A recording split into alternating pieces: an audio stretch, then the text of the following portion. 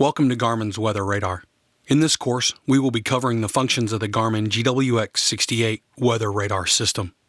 We'll also discuss how to set recommended scanning techniques for different phases of flight, as well as introducing some quick tips for abnormal operations, system malfunction, and diagnosis.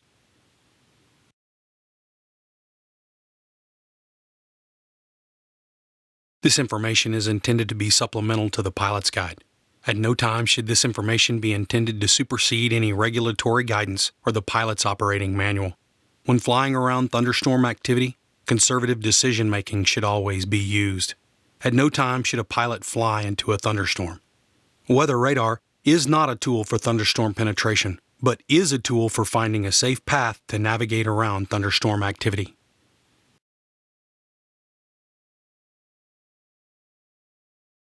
There will be 3 topics covered in this course. The functionality of the GWX 68 weather radar system will be discussed. How to apply the radar to the phases of flight with recommended techniques. And lastly, understanding the architecture of your particular system will help you decipher system operation and diagnosis.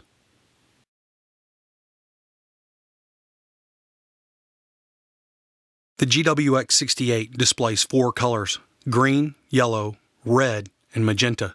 The colors of the radar system are calibrated to match the reflective properties of precipitation levels.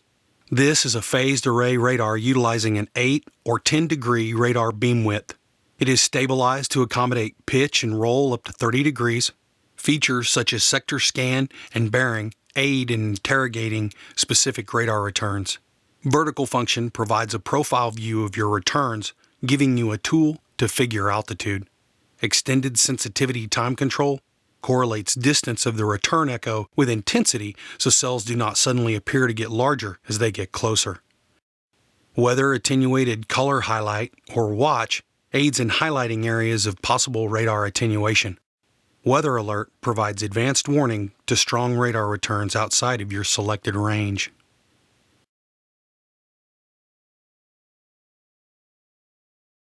This is the 12-inch phased array antenna, providing an 8-degree radar beam. It is a flat plate utilizing 6.5 kilowatts of energy.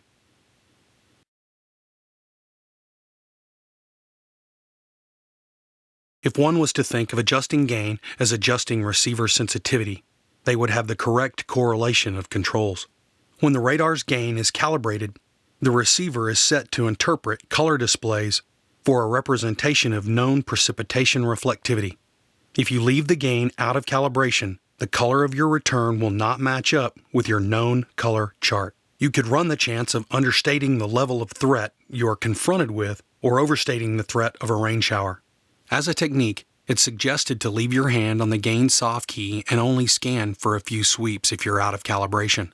Once you have received the information you need, return back to the calibrated configuration.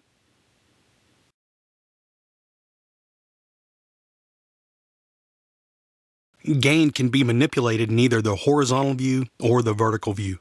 Select the number 8 soft key labeled Gain to manipulate the gain setting.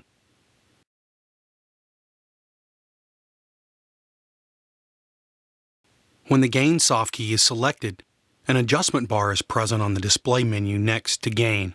The white caret and the line show the calibrated position.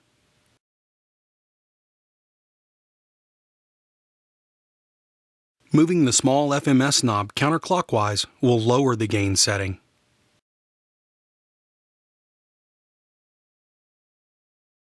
Moving the small FMS knob clockwise will increase the gain.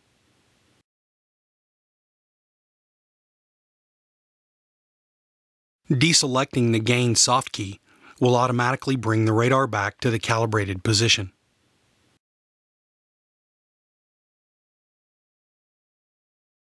Weather attenuated color highlight, or watch, helps identify possible shadowing effects of short-range cell activity. Watch identifies areas where radar return signals are weakened or attenuated by intense precipitation or large areas of lesser precipitation and may not reflect weather behind a storm. Issues with the radome will also attenuate radar energy. Think of it as lens for the radar. Cracks, separations, delaminations, paint peeling, or ice accumulations may cause attenuation to occur. A thorough pre-flight of the radome should always be an integral part of your exterior inspection. Take heed of the warning in regards to attenuation.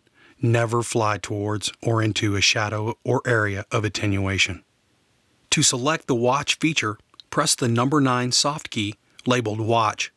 The only indication that you have selected Watch is noticing the highlighted Watch tab at the bottom of the MFD.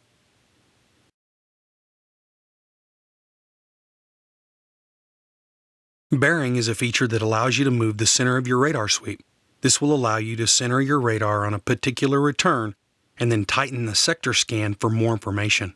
The bearing line is also the line you'll use to define the vertical profile.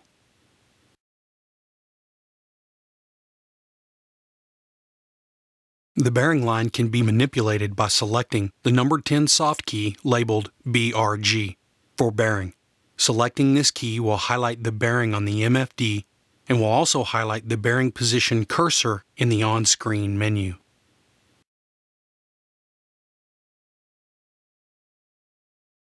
You can change the bearing using the small FMS knob and select a position between 45 degrees left or right. To deselect the menu cursor, press the small FMS knob.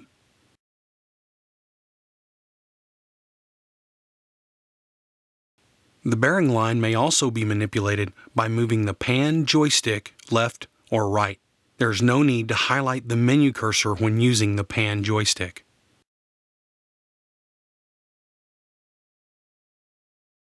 Sector scan allows you to sweep a defined area at a faster rate, allowing a more accurate representation of your radar reflection by creating a smaller sample volume. There are 4 separate sector scan selections: 20 degrees, 40 degrees, 60 degrees, and full, which is a 90-degree sweep.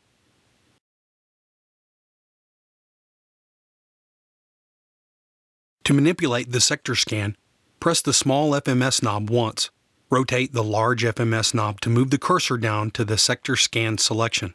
When you select full, all 90 degrees of sweep with the center of the scan lined up directly off the nose will be displayed. The bearing line has no effect on the center of that sweep.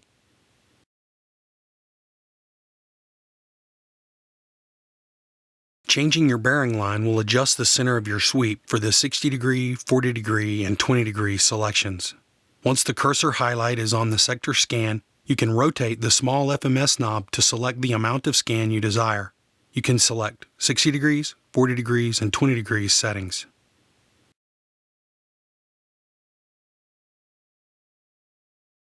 Having the bearing line illuminated will allow you to center your sector on the return you wish to interrogate further.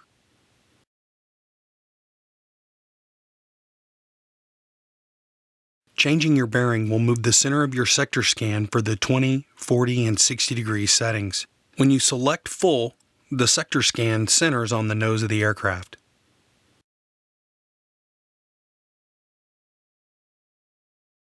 The weather alert feature will display a message on the PFD and a flag on the radar display when heavy precipitation is detected between 80 and 320 nautical miles and is outside your selected range. A weather alert will also be displayed when heavy precipitation is detected within 10 degrees of your current heading. Weather alerts can be deactivated in the terminal area. You can activate or deactivate this feature with the soft key.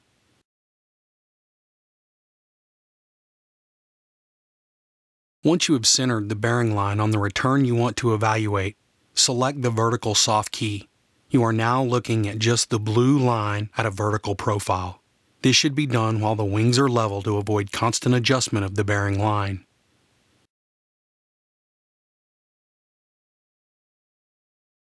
To highlight the tilt line, select the Tilt soft key. Tilt can be changed from either the horizontal view or the vertical view.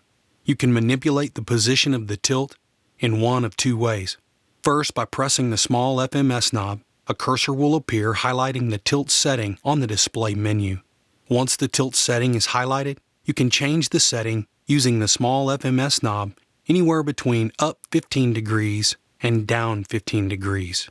The second method to change the tilt setting is by using the pan joystick. Pressing down will move the tilt up.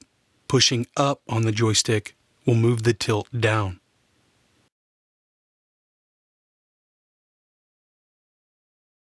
In the vertical profile, select the number 10 soft key labeled Tilt.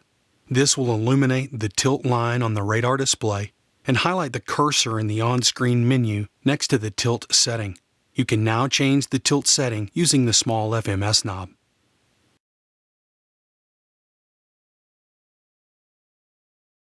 To deactivate the on-screen highlight, press the small FMS knob.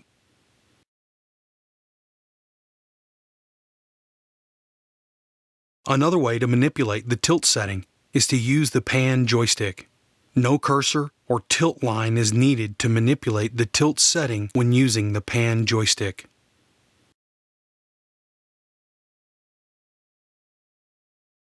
A secondary use of the weather radar system is for the presentation of terrain and for verifying aircraft position. Ground mapping has a different gain range than in weather mode and is depicted by different colors. Use of the gain and tilt controls will help improve contrast so that specific ground targets can be recognized more easily. The type and orientation of the target in relation to the aircraft affects the intensity displayed. This is known as the angle of incidence.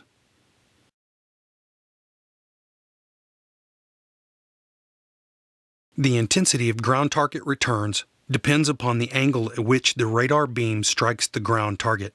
A small angle of incidence reflects the energy back towards the source, while a larger angle will reflect the energy away from the source.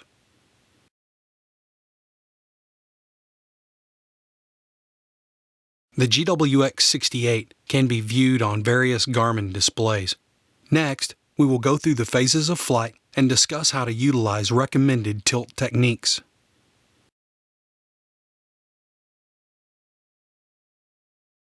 During the pre-flight, a thorough inspection of the radome should be completed, looking for chipped paint, pinholes, dents, or frozen precipitation. A fouled radome could create attenuation of the radar signal. Before powering up the radar, understand and confirm the warnings and cautions for your particular radar. Begin transmitting only when it is safe to do so.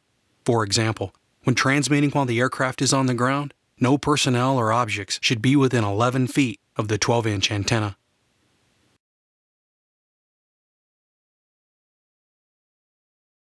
To turn on the radar, select the number 3 soft key.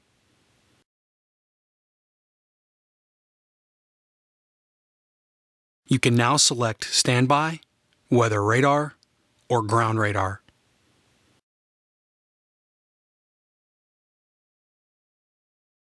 Using the large FMS knob, rotate counterclockwise to highlight Yes after you have cleared the area around the aircraft within the recommended distance for your particular radar system.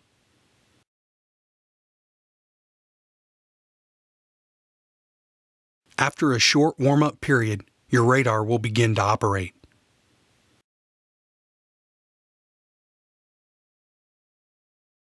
To prevent damage while taxiing, the radar should be in standby.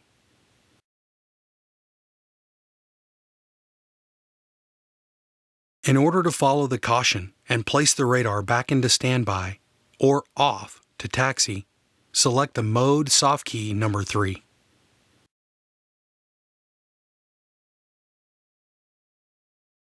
Selecting the number 2 soft key will turn the radar off, and selecting the number 3 soft key will place it in standby.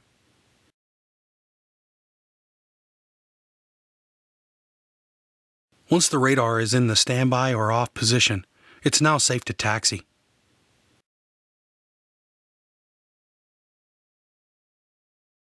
The primary uses of the tilt-up technique, or TUT, are to recognize tall, hazardous weather and to reduce the risk of inadvertently flying into the hazardous area beneath a storm with a high base. The tilt-up technique is primarily a terminal area, low-altitude technique. It's used during takeoff, approach, and landing. TUT can improve situational awareness, given the relationship between distance and altitude. To select TUT, raise the tilt 10 degrees from the normal antenna position. In order to ensure weather doesn't go undetected above or below your radar beam, frequently augment analysis with a few sweeps at 5 and 15 degrees.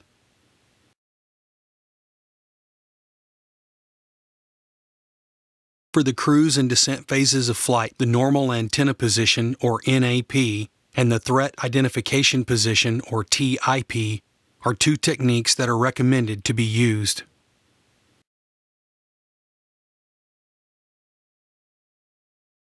The normal antenna position is the starting point and the return point for normal operation. Use the other techniques for gaining specific information. A majority of the time, NAP is the recommended setting. As a rule of thumb, you should have the bottom of the beam down approximately 4 degrees relative to the plane of the Earth. If your radar has an 8-degree beam, the tilt setting should be 0 degrees. If your radar beam is 10 degrees, the tilt should be at plus 1 degree. The key to the NAP is to have a band of ground returns painted on the outer portion of the display. As a suggestion, the outer 1/3 of the display. There are 4 benefits to setting the normal antenna position, or NAP. First, NAP gives a fast and certain means to ensure the radar is functioning. Second, it's an ideal beginning position for ground mapping. Third, it provides for a cross-check on the altimetry in the terminal area. Fourth, most importantly, it ensures that you will instantly recognize radar shadows or attenuation.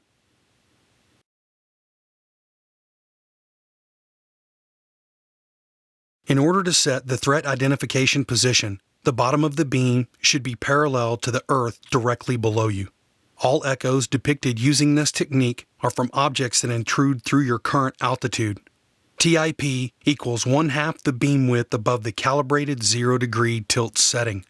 If your radar beam is 10 degrees, your setting should be at plus 5 degrees. If your radar beam is 8 degrees wide, then your setting should be plus 4 degrees.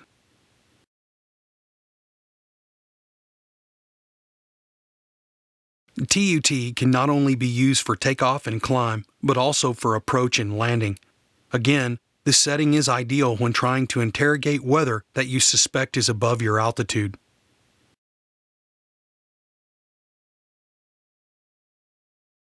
The third and final topic we want to cover is to review some tips about possible malfunctions or abnormal operations.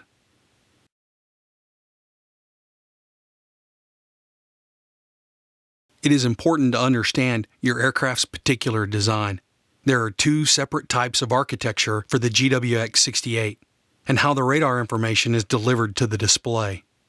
In some aircraft, the GWX-68 information is fed to the display through the GDL-69. In other aircraft, it is set up to feed directly into the display. As you can see, a failure of the GDL-69 could create question in properly diagnosing exactly what has failed when you receive a PFD message stating a system failure.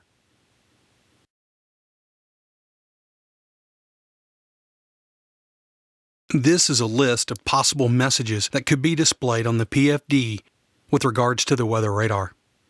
Let's now focus particular attention to the GWX fail message. If this message is displayed, the GDU is not receiving the status packet from the GWX-68. This could be caused by either a failure of the GWX-68 or, in some cases, a failure of the GDL-69.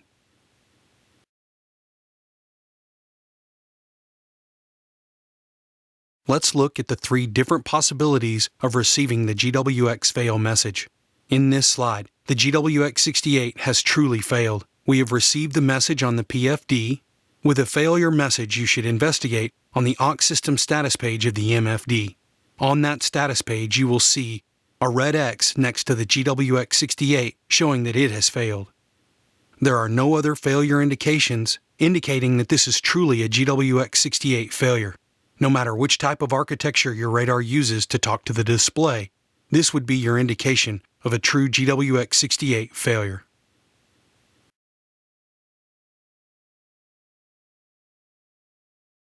In this example, both the GDL-69 and the GWX-68 have failed.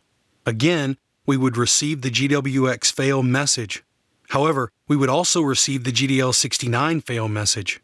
To investigate this failure, we should look at the aux system status page to see if both pieces of equipment have truly failed. This would be indicated by the red X adjacent to both the GDL-69 and the GWX-68.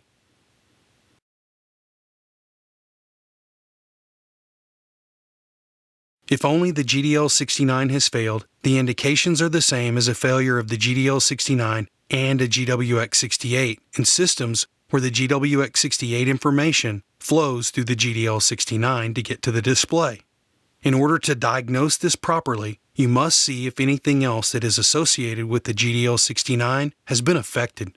Take note of other failure indications to ensure a proper maintenance write-up. Doing so could save the effort of maintenance pulling the GWX68 when not warranted.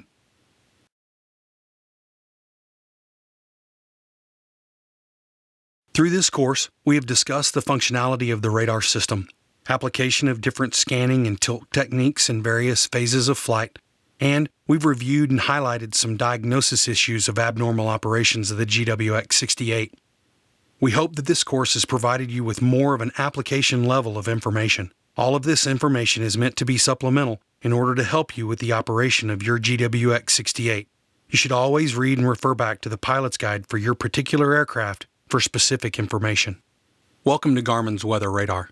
In this course, we will be covering the functions of the Garmin GWX